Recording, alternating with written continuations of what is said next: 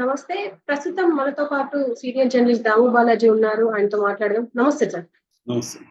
Sir ఒక ముగ్గురు మహిళలు ఒక 3 హత్యలు చేశారు అని చెప్పేసి తెలుస్తుంది. అది కూడా కూల్ డ్రింక్ లో సైనైడ్ కలిపి. అసలేంటి సార్ ఈ స్టోరీ? యాక్చువల్‌గా మనం వెబ్ సిరీస్ ఈ మధ్య కాలంలో పాపులర్ అయింది. అదేంటంటే 'కర్రీ అండ్ సైనైడ్' అని. సో 'కర్రీ అండ్ సైనైడ్' అంటే జూలీ అనే అమ్మాయి కేరళలో ఒక ఫ్యామిలీలో కర్రీలో సైనైడ్ కలిపి ఫ్యామిలీకి తినిపించి ఓవర్ ద కోర్స్ 10 ఏళ్లలోనో ఎప్పుడు కొంతమందిని చంపేసుకుంటా వచ్చింది. అది ఇండియాలోనే పాపులర్ సీరియల్ కిల్లింగ్ కేసు అన్నమాట. దాని మీద వెబ్ సిరీస్ కూడా తీశారు. దాని పేరు 'కర్రీ అండ్ సైనైడ్'. అది వెరీ హిట్ అయింది కూడా. ఇప్పుడు మన ఆంధ్రప్రదేశ్లో తెనాలి దగ్గర ముగ్గురు మహిళలు ఇలాంటి మెథడ్స్లోని కూల్ డ్రింక్లో లేదా మద్యంలో సైనైడ్ కలిపి నలుగురిని చంపేశారు.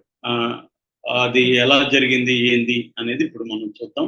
ఇది ఒక షాకింగ్గానే ఉంది. ఈ మధ్యకాలంలో మనం వినలేదు ఇట్లాంటి స్టోరీని. దీని మీద కూడా వెబ్ సిరీస్ తీయాల్సిన సబ్జెక్ట్ ఇది. ఇది గుంటూరు ఎస్పీ సతీష్ కుమార్ నిన్న కొన్ని విషయాలు చెప్పాడు ఆయన. ఇది ఆయన ఏం చెప్పాడని చూద్దాం. ఏమైందంటే మొన్న చేబ్రోల్ మండలం, గుంటూరు జిల్లా చేబ్రోల్ మండలంలో వడ్లమూడి దగ్గర ఒక డెడ్ బాడీ దొరికింది. ఆ మహిళా డెడ్ బాడీ. అది గుర్తు తెలియకుండా ఉంది, అంటే కుళ్ళిపోయింది. దాంతో వీళ్ళు దాన్ని మామూలుగా అనుమానాస్పద మృతిగా నమోదు చేసుకున్నారు. పైన ఏమి గాయాలు లేవు, అంటే గాయాలున్నా కూడా తెలియదు కుళ్ళిపోయింటాయి కదా. సో వాళ్ళు పోస్ట్ మార్టానికి పంపించారు, అనుమానాస్పద మృతిగా నమోదు చేసుకుని. అయితే పోస్ట్ మార్టంలో ఆమె కడుపులో సైనైడ్ ఆనవాళ్ళు కనబడ్డాయి. దాంతో వాళ్ళకి డౌట్ వచ్చింది. సైనైడ్ అంటే ఒకటి ఆత్మహత్య అయినా ఉండాలి, లేదా హత్య అయినా ఉండాలి. కాబట్టి వాళ్ళకి అనుమానం అయితే ఇది హత్య అయిండొచ్చు అనే అనుమానం వచ్చి హత్య కేసుగా నమోదు చేసుకొని విచారణ ప్రారంభించారు. ఆమె ఎవరు ఏంటంటే, ఆమె తెనాలి దగ్గర ఎడ్ల లింగయ్య కాలనీ ఉంది. తెనాలిలో ఎడ్ల లింగయ్య కాలనీకి సంబంధించిన నాగూర్బి అనే ఒక మహిళా శవం అని తేలింది. సో ఈ నాగూర్బి ఎవరు, ఆమెను చంపే అవకాశం ఎవరికి ఉంటుంది అన్న యాంగిల్లో పోలీసులు విచారణ మొదలుపెట్టారు. సో అప్పుడు వాళ్ళకి ఏమర్థమైందంటే, నాగూర్బికి రజని అనే ఒక ఆమెకు డబ్బులు ఇచ్చింది నాగూర్బి. ఈ రజనీని ప్రెజర్ చేస్తుంది, నా డబ్బులు నాకు ఇచ్చేయమని. అప్పుడప్పుడు వీళ్ళిద్దరి మధ్య గొడవలు జరుగుతున్నాయి అనేది తెలిసింది. దాంతో వాళ్ళు రజనీని అదుపులోకి తీసుకొని సోకాల్డ్ తమదైన పద్ధతులు అంటారు కదా, అంటే రజనీని కొట్టారు. కొట్టి చెప్తే అప్పుడు రజనీ అనేక విషయాలు బయటపడుతుంది. ఇది ఆమె ఏం చెప్పిందంటే, ఇక్కడ ఒక తల్లి కూతుర్ల కథ చెప్పుకోవాలి. ఆ తల్లి పేరు రమణమ్మ, ఆమెకు 60 ఏళ్ళు. వెంకటేశ్వరి 32 ఏళ్ళు. ఈ వెంకటేశ్వరి అనే ఆమె గతంలో కంబోడియాకి వెళ్ళింది. కంబోడియాలో ఈమె ఏం చేసిందంటే, అక్కడ సైబర్ క్రైమ్స్లో ఈమె పాల్గొనింది. నేను ఆల్రెడీ మన ఛానల్ ఒక స్టోరీ చేశాను, కంబోడియాలో సైబర్ క్రైమ్స్. కంబోడియాలో చైనా వాళ్ళు ఇండియన్స్ని కొంతమందిని తీసుకెళ్తారు, ఉద్యోగాలు ఇప్పిస్తామని ఏజెంట్ల ద్వారా ఇండియన్స్ తీసుకురా. ఆ మధ్య వైజాగ్లో ఇది పెద్ద స్కామ్ బయటపడింది. వీళ్ళు తెలుగు వాళ్ళని కొంతమందిని అక్కడికి తీసుకెళ్ళి అక్కడ సైబర్ సెంటర్ ఒకటి ఉంటుంది. ఈ సైబర్ సెంటర్ ఏం చేస్తారంటే, అక్కడ కూర్చొని తెలుగు వాళ్ళని మోసం చేసే కార్యక్రమం సైబర్ క్రైమ్స్. ఫర్ ఎగ్జాంపుల్ ఏం జరుగుతుందంటే, ఇప్పుడు నువ్వు ఉన్నావు, నీ ఫోన్ నెంబర్ వాళ్ళు పట్టుకుంటారు, వాళ్ళు నీకు ఫోన్ చేస్తారు. తెలుగులో ఫోన్ చేసి ఆ సెటప్ అంతా ఎలా ఉంటుంది, వీడియో కాల్ చేస్తారు. ఆ సెటప్ అంతా ఎలా ఉంటుందంటే, ఒక ఐఏఎస్ ఆఫీసరు ఛాంబర్ లాగా ఉంటుంది, పోలీస్ ఛాంబర్ లాగా. నీకు చేసి, మేము ముంబై క్రైమ్ బ్రాంచ్ నుంచి మాట్లాడుతున్నాం, నీకు ఒక పార్సిల్ వచ్చింది, దాన్ని మేము మధ్యలోనే పట్టుకున్నాం. ఆ పార్సల్లో నీకు డ్రగ్స్ ఉన్నాయి. సో నిన్ను ఇప్పుడు అరెస్ట్ చేయబోతున్నారు మా వాళ్ళు. నీ ఆధార్ కార్డ్ నెంబర్ ఇది, నీ డీటెయిల్స్, నీ అడ్రస్ ఇది అనేది అన్నీ చెప్తారు. నీకు ఒక్కసారికి భయం అవుతుంది. సార్ నేను ఎక్కడ ఆర్డర్ ఇవ్వలేదు సార్, నాకెందుకు లేదు, మాకు నీ అడ్రస్తో చెప్తున్నాం కదా, నీ అడ్రస్కి వచ్చింది, ఇదిగో కవర్ చూడు, నీ అడ్రస్కి వచ్చింది, కాబట్టి ఇప్పుడు నేను అరెస్ట్ చేస్తున్నాం అని మొదలు పెడతారు. దాంతో మనకి భయం స్టార్ట్ అవుతుంది. అక్కడి నుంచి మెల్లగా ఇచ్చేసి నీ దగ్గర డబ్బులు లాగేస్తారు. ఇది ఒక సింపుల్ ఎగ్జాంపుల్ చెప్పాను. ఇలాంటి చాలా రకాల క్రైమ్స్ చేయిస్తారు. అలాగే ఈ అమ్మాయి, వెంకటేశ్వర అనే అమ్మాయి, ఆ క్రైమ్స్లో ఆరితేరి వచ్చింది. అక్కడ కొద్ది కాలం ఉండి వచ్చింది ఇక్కడ. వచ్చిన తర్వాత ఫస్ట్ 2022లో వాళ్ళ అమ్మతో కలిసి సుబ్బలక్ష్మి అనే ఆవిడ్ని చంపింది. సుబ్బలక్ష్మి ఎవరంటే వీళ్ళ అత్త. సుబ్బలక్ష్మిని ఎందుకు చంపిందంటే సుబ్బలక్ష్మి దగ్గర మంచిగా డబ్బులు నగలు ఉన్నాయి. సో ఆమె కొద్దిగా మద్యం తాగే అలవాటు ఉంది సుబ్బలక్ష్మి. అందుకని ఈ అమ్మాయికి ఆల్రెడీ క్రైమ్ నాలెడ్జ్ ఉంది కాబట్టి ఇక్కడ తెలిసిన వాళ్ళ దగ్గర సైనైడ్ సంపాదించి ఈ సుబ్బలక్ష్మికి మందులో ఈ ఆల్కహాల్లో ఈ సైనైడ్ కలిపి తాగిచ్చేసింది. చనిపోయినారు. ఏదో ఆమెకు ఆరోగ్యం బాగాలేక చనిపోయినారని దొంగేడుపులు ఏడ్చి ఆమెను దహనం చేసేసారు. ఎవరికి డౌట్ రాలేదు, కేసు కాలేదు.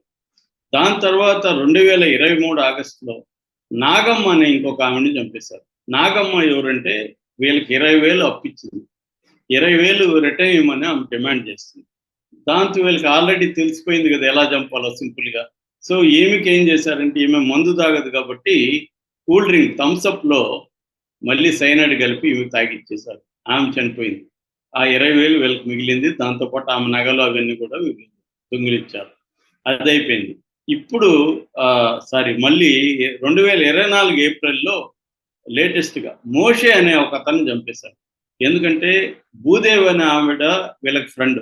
ఈ భూదేవి మొగుడు పేరే భర్త పేరే మోషే. భూదేవి వచ్చి ఏడుస్తూ ఇట్లా మా మొగుడు నన్ను చిత్రహింసలు పెడుతున్నాడు, తాగేసి వచ్చి అరెస్ట్ చేస్తున్నాడు అని చెప్తే, అయితే మీ మొగుడిని వేసేద్దాము, మాకు నువ్వు ఇంత నగలు ఇంత డబ్బులు ఇవ్వు అని చెప్పింది. అంటే ఇక్కడ వీళ్ళు కిరాయి అవతారం కూడా ఎత్తారు, సుపారీ కిల్లింగ్ అనమాట. సో వీళ్ళు ఏం చేశారు, తల్లి కూతుర్లు ఈ వెంకటేశ్వరి అండ్ రమణమ్మ ఆ భూదేవితో డీల్ కుదుర్చుకొని ఈ మోషే మందు తాగుతాడు కాబట్టి మోషే మందులు మళ్ళీ సైనైడ్ కలిపి అతన్ని చంపేశారు. చంపేసి ఆ నగల వీటిని తీసుకున్నారు. ఈ కేసు కూడా బయటకు రాలేదు. అంటే ఈ 3 హత్యలు ఇప్పటి వరకు పోలీసుల దృష్టికి రాలేదు. ఎందుకంటే అవి హత్యలని ఎవరు అనుకోలేదు, మామూలుగా చనిపోయారని అనుకున్నారు. అయితే వీళ్ళ బ్యాడ్ లక్ నాగూర్పి ఈమె శవం దొరకడం, ఆ శవాన్ని వీళ్ళు మేనేజ్ చేసుకోలేకపోవడం ఇక్కడ ఫెయిల్ అయినట్టు కనపడుతుంది. రజనీ కొత్త క్యారెక్టర్ కూడా యాడ్ అయింది. ఎందుకంటే ఈ నాగూర్పి రజనీకి అప్పించింది, రజనీ వీళ్ళకి తెలుసు, వీళ్ళకి ఆమె మళ్ళీ ఇక్కడ సుపారీ కిల్లింగ్, మీరు కానీ నాగూర్పిని చంపితే నేను మీకు డబ్బులు ఇస్తానని చెప్పింది. అలాగే వీళ్ళకి అలవాటు అయిపోయింది కదా. ఎప్పుడైనా కూడా ఏమవుతుందంటే మనిషిని ఫస్ట్ చంపడం కష్టంగా ఉండొచ్చు, రెండోసారి మూడోసారి ఈజీ అయిపోతుంది. ఎందుకంటే చంపే మెథడు, చంపిన తర్వాత ఏమవుతుంది మొత్తం వీళ్ళకి తెలిసిపోయింది క్లారిటీగా. అలాగే వీళ్ళు నాగూర్పి 4వ హత్య కూడా సులభంగా చేశారు. సో ఇది తల్లి కూతుళ్ళ కథగా మనం చెప్పుకోవచ్చు. రజనీ కొత్తగా యాడ్ అయింది. ఇది కానీ బయటపడకపోయింటే మేబీ ముగ్గురు కలిసి ఇంకొంతమందిని చంపుకుంటారు. ఆల్రెడీ పోలీస్ ఇన్వెస్టిగేషన్లో తేలింది ఏంటంటే ఇంకొక ముగ్గురిని కూడా చంపాలని వీళ్ళు ప్లాన్ చేశారంట, కానీ అది కుదరలేదంట. వాళ్ళ లక్, వీళ్ళ బ్యాడ్ లక్. లేకపోతే ఆ ముగ్గురు కూడా చనిపోయిండు. అంటే వీళ్ళు ఇదే వృత్తిలో కంటిన్యూ అవుదామని డిసైడ్ అయ్యారు. ఇది కొత్తగా ఉంది. మామూలుగా మనకు సుపారీ కిల్లింగ్స్ అంటే మగవాళ్ళు చేస్తారు. ఇప్పుడు ఇది స్త్రీల సమానత్వం పేరుతో వీళ్ళు మేమెందుకు చేయకూడదు సుపారీ కిల్లింగ్. మనం కొన్ని ఇంగ్లీష్ సినిమాలో, వెస్ట్రన్ సినిమాల్లో చూస్తుంటాం, లేడీస్ సుపారీ కిల్లర్స్ కూడా ఉంటారు, మాఫియా ఉంటారు. కానీ ఇక్కడ మన తెనాలిలో మన మహిళలు సుపారీ కిల్లర్స్గా అవతారం ఎత్తి చంపడం, 2 సుపారీ కిల్లింగ్స్ చేశారు, 2 తమ అకౌంట్లో చేసుకున్నారు, వాళ్ళ సొంత ప్రయోజనాల కోసం చేశారు, 2 సుపారీ. అంటే మెల్లమెల్లగా వీళ్ళు సుపారీ వైపు వెళ్తున్నప్పుడు దొరికిపోయారు. సో ఇది ఇప్పుడు సంచలనం క్రియేట్ అయింది. అంటే ఈ మధ్యకాలంలో ఇలాగా ఒక తల్లి కూతురు, ఇక్కడ మళ్ళీ ఇంట్రెస్టింగ్ డ్రామా, తల్లి కూతురే హంతకులుగా మారి 4 హత్యలు చేయడం, వాళ్ళకి ఇంకొక ఆవిడ యాడ్ అవ్వడం, ఈమె కూడా కంటిన్యూ అయింటే ఇంకొంత ముగ్గురు కలిసి సుపారీ కిల్లింగ్ చేసి ఉండేవాళ్ళు.